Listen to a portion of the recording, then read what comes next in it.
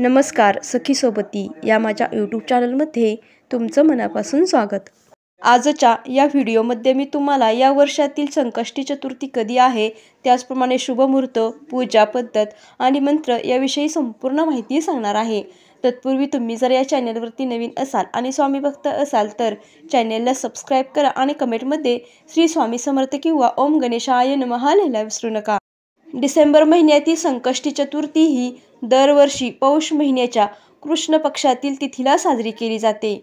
यावर्षी बुधवार 18 डिसेंबरला संकष्टी चतुर्थी साजरी केली जाणार आहे। हा दिवस गणपतीच्या पूजेसाठी विशेष मानला जातो। श्री गणेशाची आराधना केल्याने जीवनातील सर्व अडथळे दूर होतात। श्री गणेशाच्या कृपेने व्यक्तीची सर्व बिघडलेली कामे दूर होऊ लागतात आणि सर्व प्रकारच्या संकटांपासून मुक्ती मिळते। चला तर मग जाणून घेऊया या वर्षातील शेवटची चतुर्थी कधी आहे, शुभ मुहूर्त काय आहे, पूजा कशी करावी, त्याचप्रमाणे कोणता मंत्र म्हणावा हे पाहणार आहोत।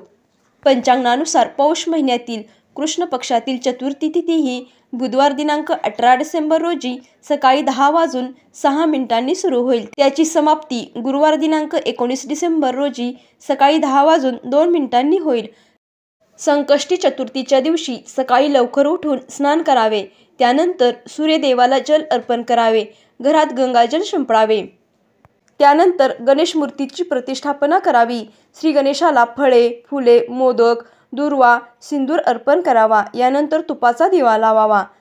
श्री गणेशाची यथासांग पूजा करावी, त्यानंतर गणपती बाप्पाची आरती करावी, त्यानंतर गणपती बाप्पाला मोदक किंवा मोतीचूर लाडू द्या।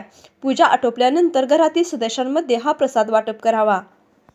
संकष्टी चतुर्थीच्या दिवशी गणेशाची पूजा करण्याला खूप महत्त्व आहे। श्री गणेशाची पूजा केल्याने सर्व प्रकारचे संकटे दूर होतात। श्री गणेशाला अडथळे दूर करणारे असे म्हटले जाते, त्यामुळे त्यांची पूजा केल्याने जीवनातील सर्व अडथळे दूर होतात। हे व्रत पाळल्याने घरात सुख समृद्धी येते, त्याचप्रमाणे धनलाभ आणि व्यवसायात वाढ होईल। श्री गणेशाच्या कृपेने मनोकामना पूर्ण होतात।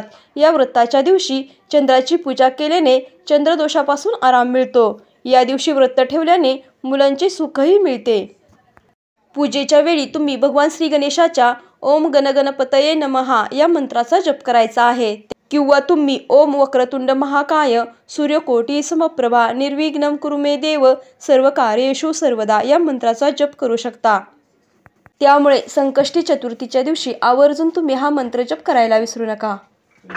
तुम्हाला ही संपूर्ण माहिती आवडली असेल तर व्हिडिओला लाईक करा, शेअर करा आणि चॅनलला सबस्क्राईब करा। धन्यवाद।